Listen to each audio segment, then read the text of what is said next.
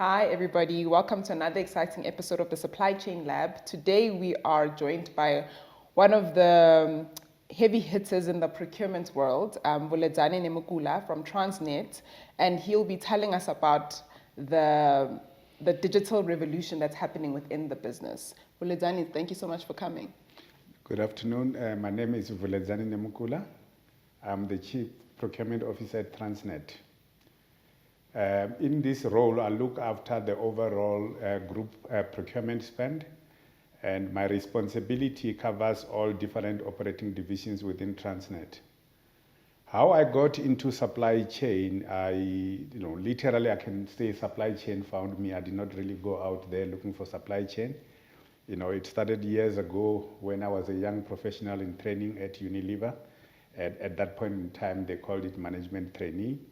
And within that period, somebody that was working in supply chain resigned and gave the business, literally a day notice. And the following day, I was requested to go in there and stood in.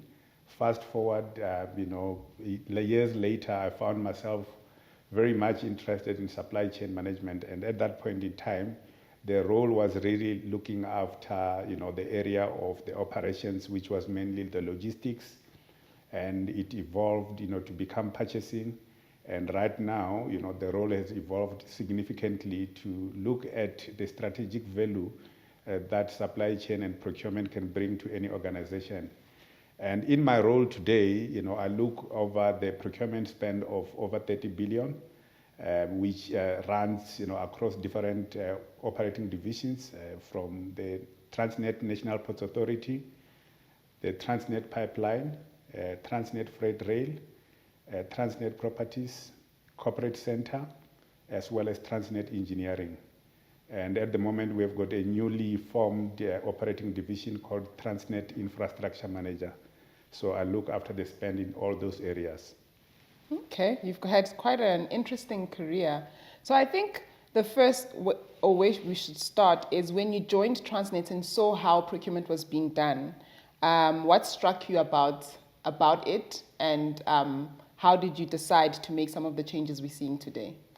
Look, I joined Transnet in April 2020. It was literally 5 days after we went on lockdown. It was quite a shock for me because I had been, in senior roles within state-owned companies and private companies. I worked as a chief procurement officer at Eskom. And subsequent to that, I had a role of a chief procurement officer at Telkom. And I took a break, from 2013 up to 2020. I was running an operation in a private company as a chief executive.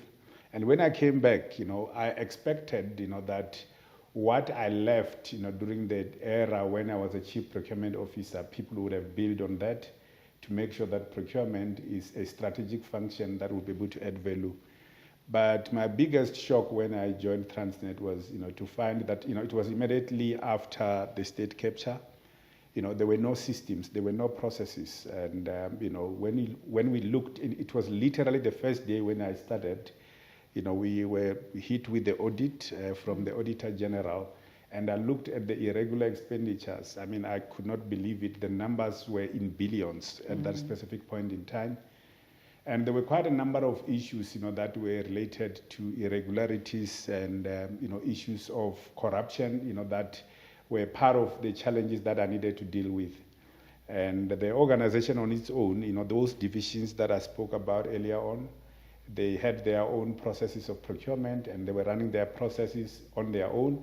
And there was not really much of a center that was there to provide strategic direction and ensure that the policies and procedures are implemented in a standardized way. So, to summarize it, it was quite a shambles, when I joined in. And all what I needed to do was, I had told myself that because I'd done this kind of work before, when I was hired, I was given, the challenges, but the challenges that I was given in writing and the ones that I saw, they were completely different. And I hoped that I was going to be able to put in processes, systems, within the period of 6 months, and then we could be able to move going forward. But unfortunately, because of the fact that I joined during the time that people were working from home. And all of us at that point in time, we were not used to that kind of environment where you work from home. And I had over 1,000 people at that point in time that I was looking after. And instead of us moving with speed the way I wanted, we delayed significantly. But looking back, I think the delay was worth it, because right now I'm in a position where I can be able to show you and share with other people in terms of what the fruit are in terms of that delay. And I mean, I think a lot of people, as much as we know that moving into like e-commerce or moving into an electronic portal has major benefits. One, in that it helps you with governance so that you have more visibility. But what motivated you to move from the tender boxes to actually bringing it to an online system? Yeah, look, there were a number of challenges. One of the issues that I was grappling with was the time when I joined the organization. Normally you get a handover report, from the predecessor, and my predecessor was nowhere to be found, but there was this report. And when I went through the report, there were a number of investigations, that were indicated that were taking place of tender irregularities. And, over and above that, the irregularities that they were referring to here, normally when you submit your tender documents, you submit them hard copies and you put them on the tender box. And over and above that, you need to bring in the flash disk. So during the time when people were evaluating tenders, there were times that the prices that are on the flash disk and the prices that are on the hard copies are not the same. That was problem number one. And problem number two that I experienced was the fact that during the time when people were evaluating tenders, you would find that they go into a secluded room and then they, go through the document, and overnight, we experienced people breaking into the rooms and steal the tender documents. And when the tender documents are not there, you can't award. And over and above that, one challenge that we had, we were cyber attacked in 2021, and then during the cyber attack, unfortunately, the service providers, the suppliers, couldn't submit the tender documents, and we realized that we needed to change, in terms of the way we do business, and that's when we did. We went through the process and we put an interim solution called the e-tender solution, which helped us a lot in terms of ensuring that service providers are able to submit the tender documents without coming to Transnet. And that on its own, we rolled it across the rest of the organization. It was, at that specific point in time, it was an interim solution, which was really looking at mainly receiving tender documents, but we improved it to a point that at some stage where you are buying a standard item, you can be able to go and do the evaluation utilizing the system. Okay. And what were some of the biggest risks with you implementing this technology? The biggest risk was the fact that, look, we had maybe I will start from internal within the organization, was the fact that, one, there were people that were not very happy about that, because, the tender box on their own, they had, an internal market, in the sense that people will tell you that once the tender is closed, they will take around about 3 weeks or 4 weeks to stamp the tender documents. And it's done in a secluded room, and, there were, allegations that some people will get their tender document, pricing changed, or their BE certificate, getting lost. So the biggest challenge that we had there was from the point of view that, we had pushback, from the people from within the organization. And a lot of people did not believe that this was going to work. And that is issue number one. And issue number two, suppliers as well, because they were used to the fact that, they know that they will be able to submit their document at a specific point in time, and they know that their document is there. Whereas when you're dealing with this electronically or digitally, the problem that you have, you will press submit, but you don't know whether the document has been received on the other side. And those were some of the challenges that we came across. And again, the adoption of digital procurement within the organization was a bit of a challenge from the point of view that people did not just believe that this was going to work. And then there were issues. We came from the time when we were cyber attacked, and people were saying that, what about if we get cyber attacked again? Are we likely going to get our tender document and our pricing, getting exposed to somebody outside the environment? So, those were some of the challenges that we came across. And has the new portal, has the process of submitting tenders also changed significantly because of the portal? Yes, significantly, in a way that when you look at it at the moment, in the past, in supply chain, we were called, 10 o'clock, people of 10 o'clock, because tenders will close 10 o'clock in the morning everywhere. Right now, our tenders, we don't have a prescribed time that, this tender closes at this specific point in time. We have got tenders that close in the middle of the night, and the tenders that close over the weekends. And, we do it deliberately, specifically those ones where we know that, the small, medium enterprises will be able to participate. What we do, we deliberately close those ones on Sunday, early hours of the morning, so that, they can be able to use, the midnight owl data that they have from their different service providers. And over and above that, of course, it's a challenge from the point of view that a lot of people normally prefer to do their tenders last minute. And with this system that we have at the moment, it changes the patterns from the point of view that, when we issued the RFP to the market, there were times that that you'll possibly get around about 20 or 30 service providers responding. But right now, every person, even if you are sitting in, Thohoyandou, in Limpopo, you can be able to respond. You are sitting somewhere in East London, you can be able to respond to the tender, because you don't have, one, to travel to go to submit your tender documents. Two, you don't have any cost of transportation. And of course, the other challenge that we had then, all tenders, most of the time you would find that out of all 7 operating divisions that I spoke to you about earlier, the tenders, they close at 10 o'clock, possibly the same day. So you have to have, if you are a small, medium enterprise that has got about 2 or 3 people, and there are 4 tenders closing at 10 o'clock, the other one in Gqeberha, the other one in Johannesburg, the other one in Mpumalanga, the other one in Cape Town, and you qualify for all of them, you have to choose which one you go for. Whereas at the moment, you're in a position where you can be able to do all of them. Okay, so that's actually one of the benefits, that now you have a much broader supplier base, because it's open to, you can basically submit to anybody from anywhere can submit. Definitely, and it basically helps us in terms of the competitiveness. In the past, yes, the competition was there, but if you see, you stay in Johannesburg and there's a tender that is closing in Pretoria and it's not really a significant amount of money, you will think about it to say, do I go there, or maybe I need to wait for the one here in Johannesburg? So now we are able to get people from all different walks of life, and it does not matter whether you're a big company or whether you're a small company. The competition, the play field, they are leveled, you are all given, there's no one that is going to advantage over the other. All companies have got the same advantage and the same, opportunity of winning the tender, because the information is readily available and is available for each and every one of them, irrespective of the size of the organization. What about those suppliers that are not digitally, ready, and have limited connectivity? How does this affect them? Yeah, look, you know what? To my surprise, yes, there were a few that were not digitally ready, and what we've done, we've got our hubs, within the country, and our offices, where we have got a team of enterprise supply development, team. These are the people that are dealing with mainly small, medium enterprises. And, they go there, and then we get them to be trained. And every Tuesday, we have got a session that we take, suppliers through the training.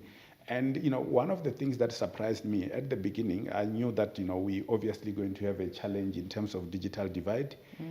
But subsequent to that, we realized that, look, almost almost companies owned by young, people, all of them, they were more than ready in terms of embracing, the transformation. And there were some few companies, obviously, the ones owned by the people that were born before computers, that, we needed to make sure that at least we take them through the training and we educate them. And I'm so proud, about the fact that, we do this training, in different hubs, and other people that do not have access to computers as well, by the way. We allow them to come to our offices, and then they'll be able to submit their documents. And we are going to roll out hubs, given the fact that now everything is going to be digital within, Transnet. We're going to roll out another hub in Ermelo, and I think another one in Cape Town and Gqeberha, to make sure that we cover the breadth of South Africa and make sure that there is no person that is not given an opportunity to participate in our procurement opportunities. And so have you already rolled out the system, or it's still? We have rolled out the system, phase one of the system, which was called the e-tender portal. We rolled it out on the 1st of October 2021. Okay. And the bigger system, the back-to-back, which has got 5 modules, which includes the element of contract management, the demand planning, which is the most critical part. We have launched that already now in 2 operating divisions.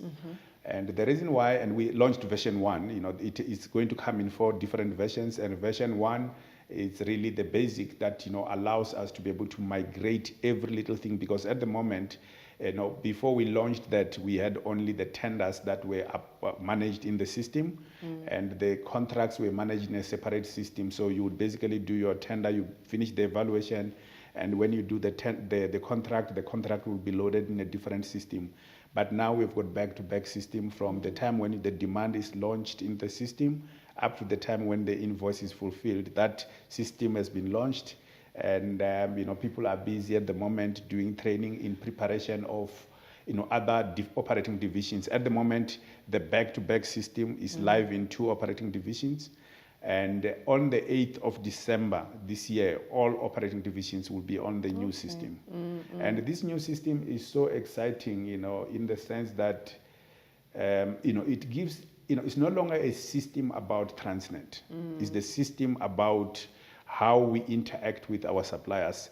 When you submit a tender, earlier on I spoke to you about the challenges that we used to encounter then. When you submit a tender, you put it in the tender box, you cross your fingers, hope that it will basically get to be evaluated. Whereas with this new system now, the suppliers or the service providers are able to see that the tender has been submitted. They will be able to tell that now is going through the process of evaluation, is going through the process of adjudication, and if they've got problems, they can be able to contact us, and then we can be able to we have got a help desk that is built into the system.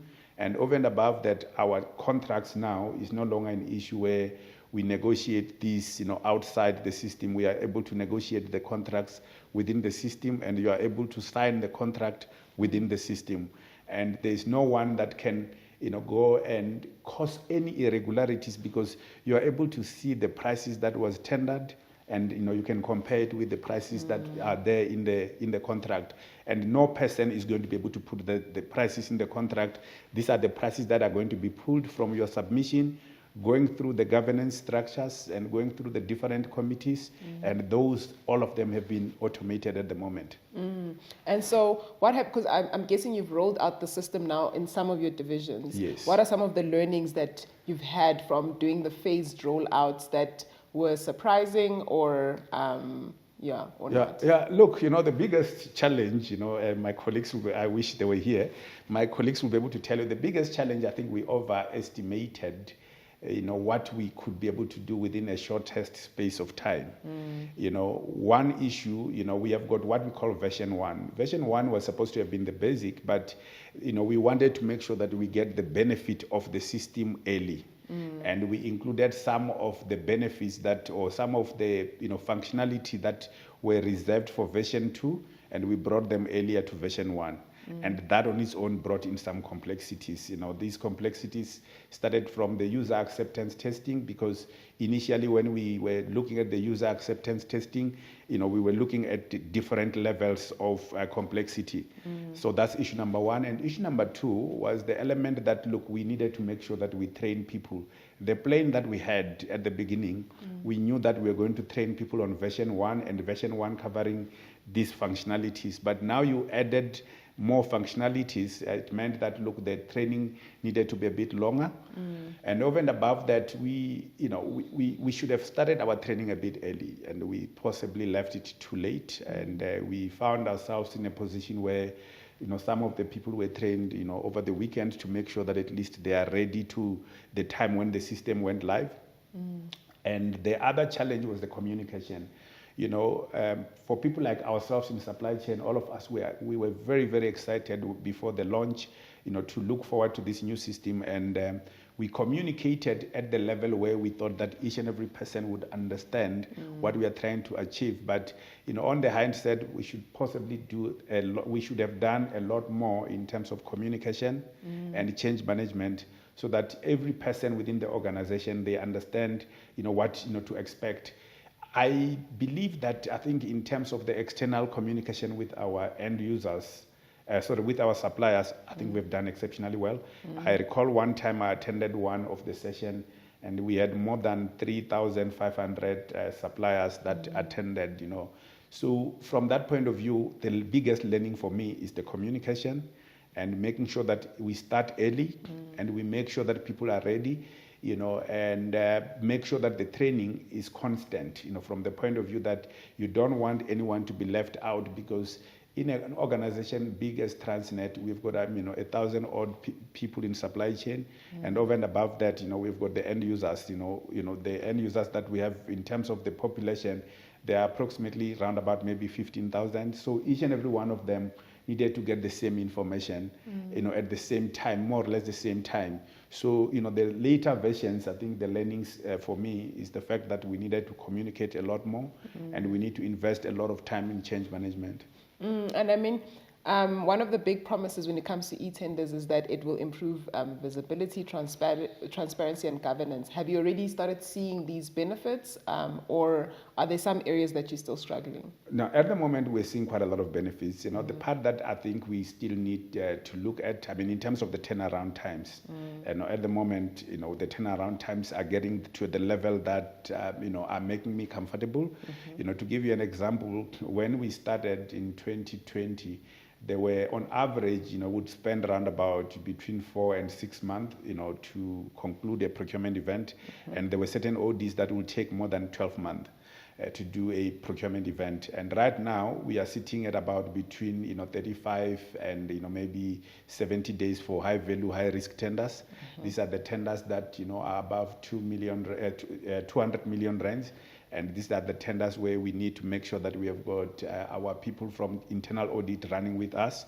And over and above that, one thing that I'm proud of at the moment, the last audit that was done, we never had a limitation of scope in terms of the fact that when the auditors are requesting the document, we don't have the document.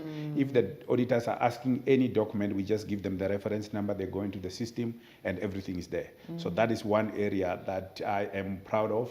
And the issue of audit trail, look, our people, we saying that, cyber security is very critical, and digital transformation on its own, it brings in new challenges. But at the moment, I can safely tell you that we even have reduced our irregular expenditure by more than 50%. I did indicate to you that when I joined that specific year, the irregular expenditure was sitting at about 150 billion rands. Today, our irregular expenditure, the new irregular expenditure, is sitting at below 300 million rands. And, a big organization as Transnet and the spend that, we have, that is a significant improvement. The part that we still need to make sure that at least we are, getting the benefit from is the reduction in terms of, the cost that we are paying for goods and services. We still see certain areas where we are paying Transnet prices, and Transnet prices are normally 30% to 60% higher than what other people are paying in the market. But this is one of the areas that we believe that we are going to be able to arrest, given the fact that whatever you're going to be buying at the moment, there's going to be visibility across the rest of the organization. I do agree with that. What about those employees that are worried that they might lose their job because now you're going digital? Yeah, no, look, you see, the digital transformation on its own, that one is given. Somehow, we would need to make sure that you optimize. And I'll give you a typical example of what happened in the first phase. When we ran the e-tender solution, we had approximately 93 people across the company that their responsibilities were to stamp tender documents. And now that you don't need that functionality, we retrain them, and then we moved them to different functions. And when we start, the process, when we started this process, we obviously communicated about the fact that, we need to make sure that people are retrained. And at the moment, we are doing exceptionally well. We have got a relationship with Chartered Institute of Purchasing South Africa, where we are basically getting people to get certified to be MSIPs. And with that qualification, people will be able to do a lot more, and they would basically enhance their skills that they can be able to do strategic work. And over and above that, when you do that, that people can be retrained and then get into other functions. And there are new functions that we never used to have in the business. The functions like systems and data, they were not there in supply chain management. And again, this function, the way we are basically handling demand planning, integrated demand management, the function was not there, so we are able to put in people in those functions. And it is important and inevitable that people need to understand that with every digitization that you're going to embark on, you won't need the number of people or the masses that we have at the moment. And that is part of what we are working with the people to make sure that we give them an opportunity to learn new skills so that they can fit within the organization. Okay, I think that's fair.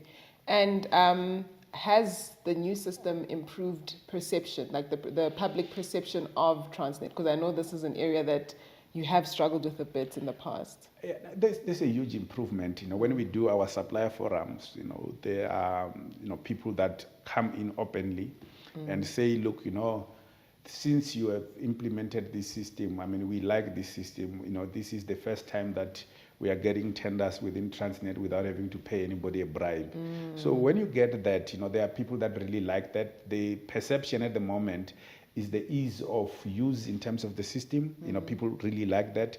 And over and above that, they feel that they can be able to talk to someone. And, from time to time, you do have a technical glitch and there's a help desk that is available, that will be able to respond to their requirements. And at the moment, I think, our reputational risk that we used to have as Transnet, there's a huge improvement in terms of our reputation as a company, and specifically in supply chain. We are not yet out of the woods. We still need to work very hard to make sure that people understand that, look, this system on its own, we can be able to make sure that we do a lot more faster and with fewer people, in terms of the transaction. And over and above that, the nice thing that I like about it, and what the outside people like about the system, is that there's an audit trail.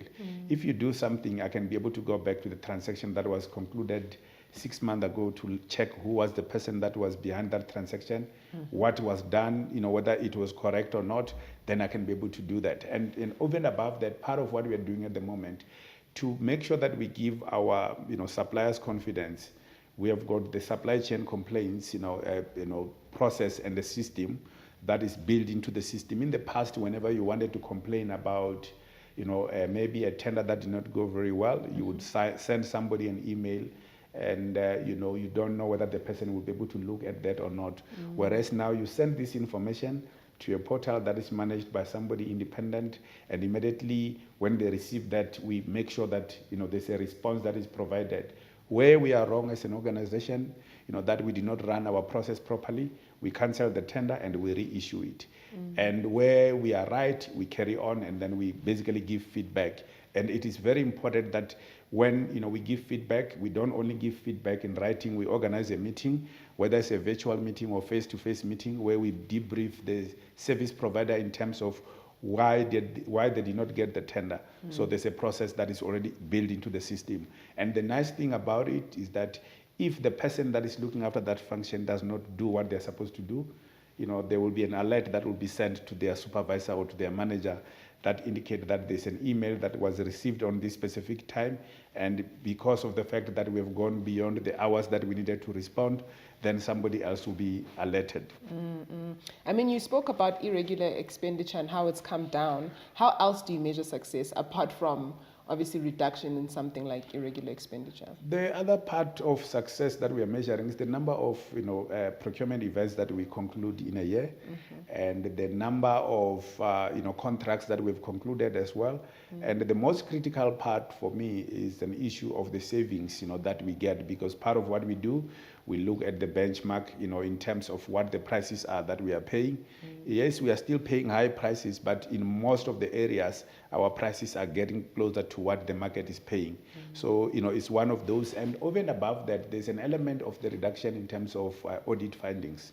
The time when I joined Transnet, there were times that we had about over 300, audit findings, and right now, they are way below, the 100 mark, which is really a big improvement. And the issues of non-compliances as well, they've come down significantly if you look at the process, because some of the non-compliances, that used to happen, they were instigated by the fact that processes were managed manually, and over and above that, when you're managing things manually, you tend to make a mistake. There are certain areas where we did not follow the DOA, the DOA that we have, or the threshold that we have within our organization. Whereas with the new system that we have at the moment, if somebody has to approve certain things, it won't go to the wrong person, because that is managed, by the system, and the system will route that to the person that has got the right DOA. So, and most of the time you would find that when we have got instruction notes or changes within the regulations, some people would not be able to pick up those changes timeously, and then they use the old process. And then when you get to the end of the day, you find that it's an irregular process. So going forward with this system, when there's a change today, everyone tomorrow will be able to go and adopt the new change, that is there in the system. So now that the portal is live and you phased out the tender boxes, what's the next meaningful capability you would like to build within Transnet? The key element in terms of what I need to focus on, or what the team needs to focus on, is the area of integrated demand planning. Our demand plan used to only look at the period of 12 months, and where you have long lead items that go beyond the period of 24 months, 12-month planning does not work. So we need to invest more time in making sure that before we go to the market, we understand what we are going to buy, and that is the principle of category management. At the moment, we are focusing on procurement and tactical sourcing and strategic sourcing, and we are not really spending enough time in terms of doing category management. And the difference between strategic sourcing and category management is that in category management, you go in and you get an expert that, their role is to look, let's say, for example, if you are buying in bulk diesel, the role of this person is to understand, what happens within the diesel industry in the world, and who are the major players, what are the changes that are taking place, so that, whenever the changes come in, for us, we are not even surprised. And when we go to the market, by the way, we need to get to a point where we build into the system what it should cost. We should not be told by the supplier that this bottle of water is 10 rand. For us, before we go to the market, we need to do what we call price deconstruction, so that at least we can be able to understand what it should cost, and then be able to go to the market knowing that the price range that we are going to pay is supposed to be within this range. And over and above that, one of the things that we need to look at, we need to go and start to say, utilizing the artificial intelligence, to get to a position where we do forecasting of our demand. Currently, our demand is based on the requirements from different divisions, and we consolidate that as an organization. But going forward, we should be able to get to a position where we understand, before even our end users request anything from us, we should be able to utilize the system to get to a point where we tell them that we think this is what you are looking for next. And in 5 years, how would you like suppliers to see Transnet as a result to this digital shift? I would like Transnet to be seen as one of the leaders, in South Africa, if not in Africa, in terms of the deployment of technology, and the speed, of which we would like to see the transaction of procurement, adjudicated and evaluated, as well as, awarded. Part of what I'd like to see, is to get to a position where we become really the leader from the point of view that, all these transactions that I spoke about, that are, critical for the organization, we shouldn't take more than 30 days, from the date when we issue this to the market. We should be able to get that, the responses coming to us, and within a period of a day or two, we should be able to, get the answers out, and then, or we should be able to get the outcome in terms of the process. So we should be able to build in, some mechanism that would allow us to make sure that instead of us going to, I will give you a typical example, which we do have in the system now, but we need to make sure that at least we build that, beyond the system. If we want to check whether the service provider is tax compliant, you don't have to get out of the system. You need to press the button and make sure that you get that in place.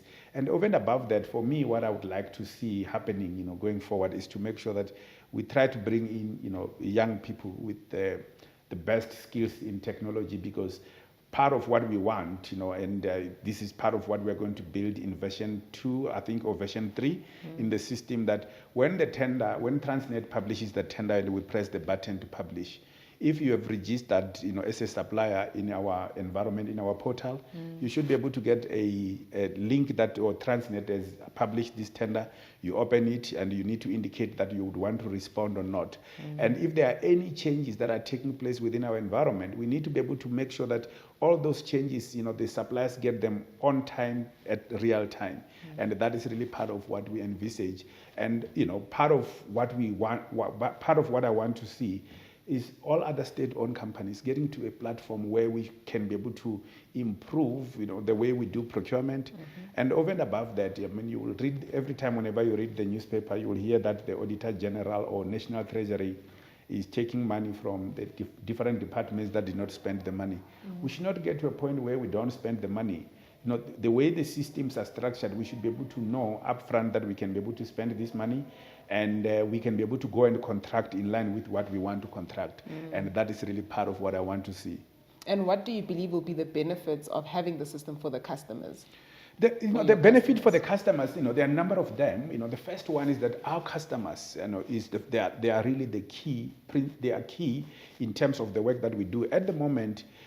From the customer point of view, we have got certain contracts that we need to make sure that part of what we do, our mandate is to reduce the cost of doing business in South Africa whilst transforming the industry. But if we are not able to reduce the cost of doing business, unfortunately, if this bottle of water is supposed to cost me 10 rands and I'm paying 15 rands, that other 5 rand is obviously going to be carried over, and then it's going to be paid over by someone else, and these are our customers that are going to pay for that. So for us, if we are able to reduce the cost of doing business and reduce the cost of logistics, our customers are going to benefit directly, because instead of us charging them the tariffs that are increased, the tariffs will be increased in line with the proportion of the cost that we are incurring within the organization. And what advice would you give other large SOEs on how they can do a similar project? For me, the biggest issue, when we started the e-tender solution and the procurement process digitization, the biggest issue that we had was the fact that people were saying that we are not ready. There's no time that you are going to say that we are ready now to deploy this. I think the most important element is for them to start early. But what is very critical is to make sure that you don't just go there and digitize the processes that you have at the moment. You need to make sure that, first of all, you go through each and every one of them and optimize them, because remember, if you digitize the current processes without optimizing them, you may not be able to get the benefits that you expect from the system. So it is very important that state-owned companies they start to get to a position where they look at what we've done, and we are quite keen to share with them in terms of the journey that we have traveled up to where we are at the moment. But what is very important is to make sure that you start to put that one step forward, so that at least you go and say that this is what we want to do. And if it's not possible, maybe you start with one module and then you can add the rest. Whereas for us now, because of the fact that we picked up the learnings from the e-tender solution, we are in a position where we can be able to do a big bang process where we've got all 5 modules of supply chain. And what gives you optimism about South Africa's procurement system and its potential for to support economic growth? One part that I'm really positive about is the new Public Procurement Act. It is advocating for systems, and this is really one part that for me, when I think about what we have done to date, I know that we are way ahead of other state-owned companies and government departments. But for me, what is there, I believe strongly that we can be able to reduce the leakage in terms of supply chain, or the cost of supply chain, and that cost we can take it back into the system and make sure that we are able to do a lot more with the little that we have as a country. The other issue as well is, to make sure that if each and every company that we have, embrace, the digital transformation the way we did, I think we are going to get to a position where we are able to move faster and we can be able to do a lot more as a country. And over and above that, not only the savings from the money point of view, is the savings from the point of view that instead of you going to do this piece of work where you are basically utilizing a memo that moves from one point to the other, you are able to do everything digitally, and that on its own would help us a lot in terms of ensuring that Transnet or any other organization works. And when the state-owned companies like ourselves work properly, they have a direct impact in terms of the economy of this country. And specifically, if you look at us, whatever we do not move out, as a company, it has an impact in terms of the GDP of this country, and it has an impact in terms of the tax revenue that the government is supposed to, get from either from the producers, within the mining or within any other area like agriculture area. Yeah. And what are some of the misconceptions you think people have about Transnet and the procurement environment? I don't want to use the word misconception per se, but it's the perception, and the perception is the reality through the eyes of the perceiver. So there's still people that still believe that we as Transnet, we are corrupt, and specifically the procurement environment. And I need to reassure people that yes, in any organization, you'd find that there are rotten apples here and there, but with the systems that we have at the moment, I can safely tell, our customers and, the public out there that we are in a position where we can be able to arrest the irregularities that are caused by human beings, the irregularities, that would lead to corruption. And I think the system on its own, people are able to see that there are certain people that obviously, they would complain that they are no longer getting an opportunity or opportunities, because in the past, people will obviously decide upfront that, this opportunity would go to this person, and they can create it in such a way that, at the end of the day, the outcome that they are looking for will come out. Whereas today, when you issue out the RFP to the market, you don't know what the outcome would look like. Anybody has got the same advantage, and everybody has got the same chance of winning the bid at Transnet as long as they know what they're doing, and as long as they have the expertise, and they don't necessarily need to know anyone within the organization for them to be able to get a contract. And what do you think is important for us to know about this new system that we haven't already touched on? I think some of the things that I think maybe people need to know about the system is its ability to interact with our suppliers, because at the moment we don't have any ability to interact with our suppliers. The e-contracting is one of the functionality that I like, and then the reporting as well, and over and above that, the help desk, in the sense that if you've got any problem, you'll be able to, submit the problem to us, and then we can be able to deal with the problem. And the fact that going forward, you will be able to do the contract negotiation and do what we call supplier relationship management, which is a functionality that we are introducing at Transnet that going forward, you would know how you're operating or how you're performing within Transnet by looking. You can go into the system, you'll be able to tell whether you are within the parameters of what your contract is expecting, or you are not performing at the right level. You don't wait for us to tell you that your performance is below par or your performance is at the right level. You can be able to see that, and when you see it, it will indicate to you which areas you are not performing well, and you need to correct that, when in advance before you get anyone to come and tell you. And it's going to minimize, the disputes that we always have between ourselves and our suppliers, because of the fact that everything is going to be done transparently, and there is no one person that can sit, in their office or in their corner desk and influence the outcome of the process. So it sounds like Transnet is going through a transformation. What do you believe will be the critical skills of the future? The critical skills, I think for me, I touched on this, earlier on. I think, the, digital skills, the understanding of how to use the digital platform in terms of making decisions. Those are the skills that we need. Each and every person would need to have, some form of understanding of how they can be able to interact with the outside people without having to go and talk to them physically, or without having to send them an email.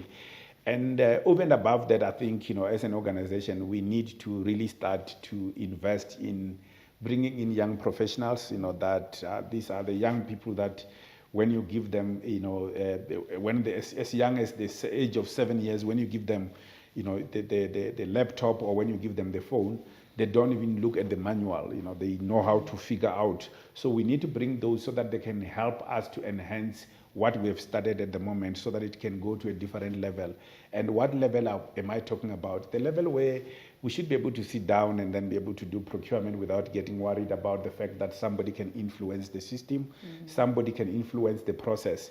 We should be able to get to a point. At the moment, we get worried when people do the evaluation of bids when they're sitting at home. Going forward, we should be able to get to a point where the system should be able to do that for us, and then we need to make sure that we get people that have got skills to be able to program the system, so that in terms of the evaluation, if you are buying standard items, you don't have to worry about, the evaluation committee.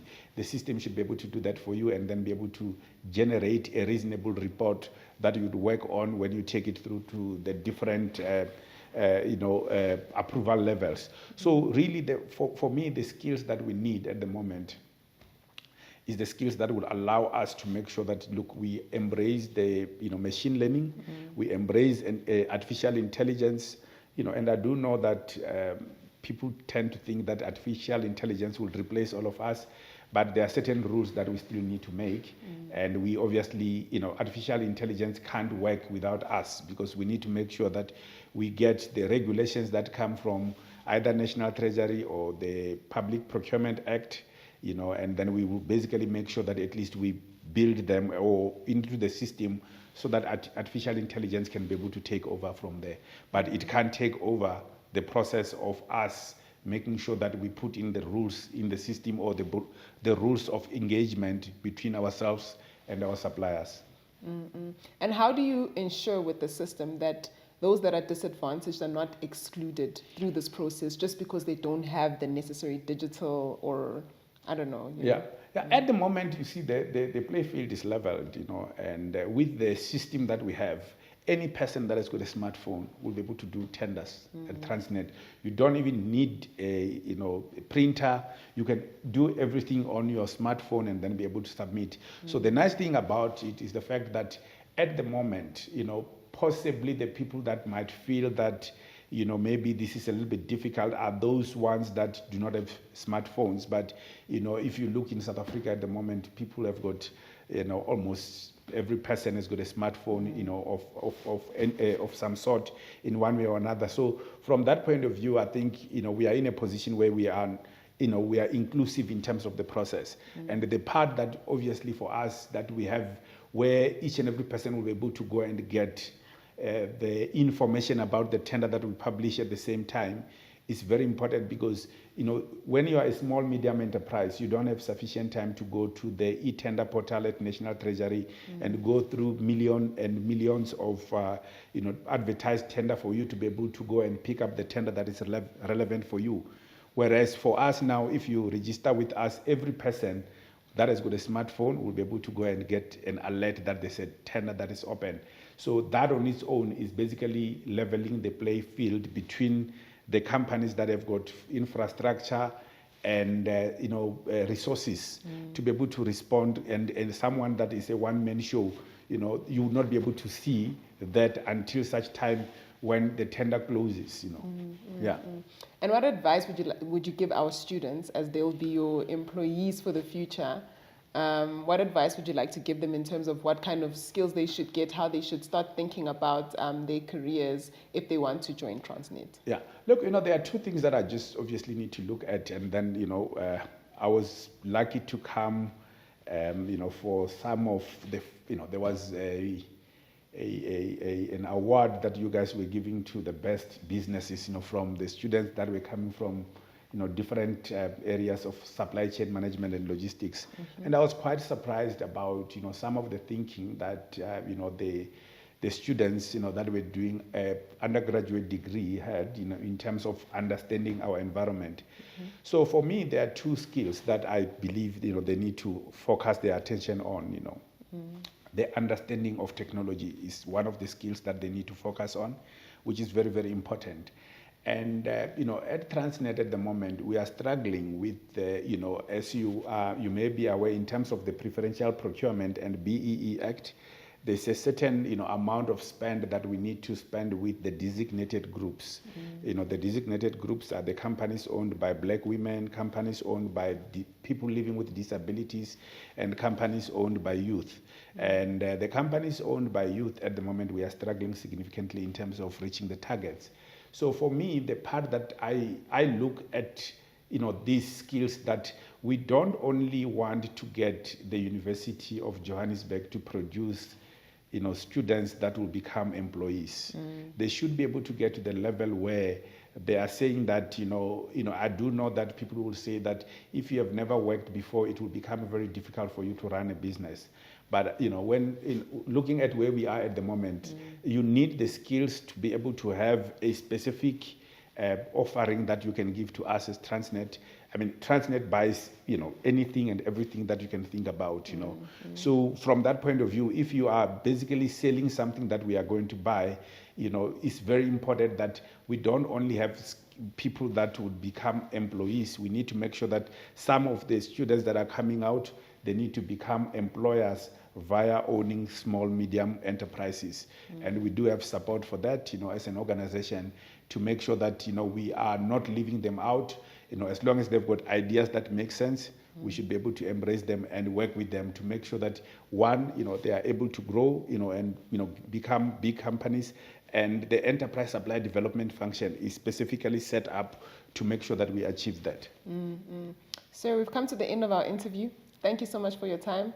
I know I've personally learned a lot about Transnet and some of the initiatives that you're doing. Hopefully we'll have you back soon so that you can give us an update on how the rollout has gone once it's completed. No, thanks very much. It was very nice talking to you and sharing with you our experiences. And I am really positive that, going forward, when we come back here, we can be able to share with you, what the system has done.